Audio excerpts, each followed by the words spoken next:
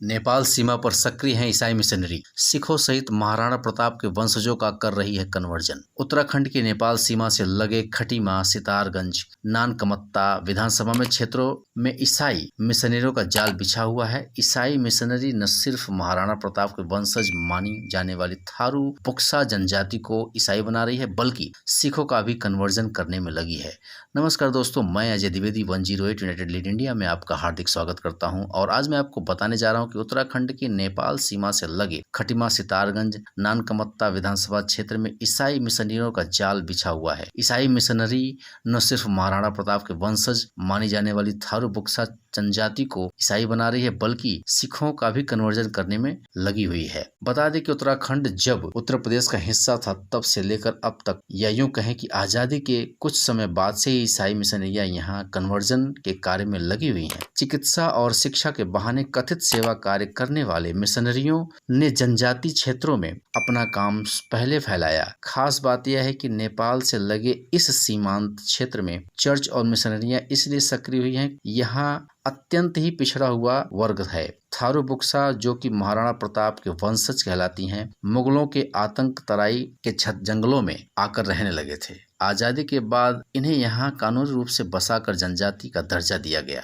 और नौकरियों में आरक्षण जैसी सुविधाएं भी दी गईं। चर्च में यहीं से अपना खेल शुरू किया। इसके लिए चर्च ने यहाँ कॉन्वेंट स्कूल खोले और अच्छी शिक्षा के नाम पर जनजाति बच्चों और परिवारों को प्रलोभन देकर ईसाई बनाने का ताना बाना बुना। तब से यह खेल आज तक चला आ रहा है। जो समाज कभी कट्टर हिंदू हुआ करता था, वह हिंदू धर्म से विमुख होने लगा है। पैसे और लालच के दम पर कन्वर्जन का अभियान बड़े पैमाने पर चलाया गया है, जो अभी भी चल रहा है। थारू पुक्सा जनजाति की 35% आबादी चर्च के चंगुल में फंसकर ईसाई बन चुकी है। केंद्र में मोदी सरकार आने के बाद से मिशनरियों को मिलने वाली विदेशी मदद पर रोकथाम तो हुई, लेकिन चर्च मिशनरी संचालित स्कूलों ने अपने यहाँ पढ़ने वाले संपन्न हिंदू बच्चों की फीस में वृद्धि करके इस पैसों को कन्वर्जन में लगाने का रास्ता खोज लिया है। यानी हिंदू संपन्न परिवारों से पैसे लेकर उन्हीं को कन्वर्जन होने में लगाने वाले पैसे वसूलती है। हिंदुओं को बहकाने के लिए आश्रम संत जैसे शब्दों का इस्तेमाल करने वाले ईसाई भी अब भगवा वस्त्र धारण करते हैं। सिखों में काम करने वाले पादरी सिखों की वेशभूषा में बकायदा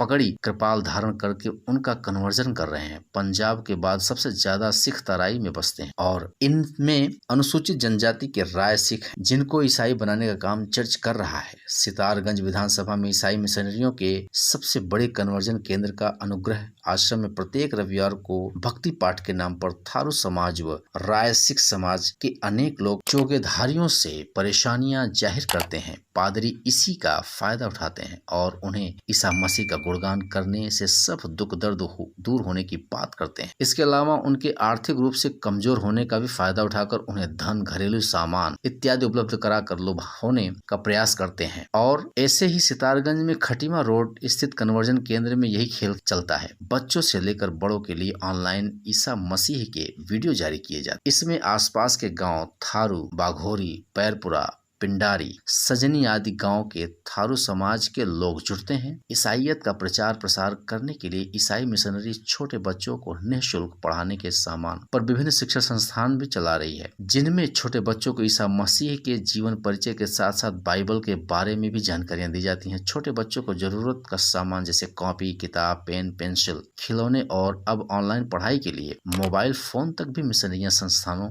से निःशुल्क प्राप्त हो जाते हैं। खटीमा विधानसभा क्षेत्र नेपाल सीमा से लगा हुआ है। यहाँ चर्च मिशनरी खुलकर कन्वर्जन का काम करती है। इनके वाहन नेपाल में बेरोक टोक आते जाते देखे जाते हैं। उत्तराखंड सरकार ने अभी तक कोई ऐसा ठोस कदम नहीं उठाया है जिससे इनकी गतिविधियों पर अंकुश लगाया जा सके। अधिवक्ता अमित रस्तोगी कहते हैं कि थारू पुक्सा जनजाति दर्जा प्राप्त और ये ईसाई बन जाने के बाद अल्पसंख्यक होने का भी फायदा उठाते हैं, जबकि उत्तराखंड में 2018 में लाए धर्मांतरण विधेयक में मुताबिक यह कोई अल्पसंख्यक बन जाता है तो उसे जनजाति श्रेणी की सुविधाओं से वंचित किया जा सकता है, किंतु जो लोग ईसाई पहले से बन गए हैं वे दोनों श्रेणी में होने का फायदा उठा रहे हैं। ऐसे में सरकार को इसकी एक श्रेणी खत्म कर देनी चाहिए। ये मेरी सरकार से दरख्वास्त है, ऐसा एडवोकेट ने कहा। तो दोस्तों, बने रहिए आप हमारे साथ, हमारे चैनल के साथ, और ऐसे ही लाइक करते रहिए, शेयर करते रहिए, सब्सक्राइब करना बिल्कुल मत भूलिए हमारे चैनल को, और अपने कमेंट्स लिखकर हमारे कमेंट बॉक्स में जरूर भेजिए। भारत माता की जय, भारत अखंड हो। धन्यवाद।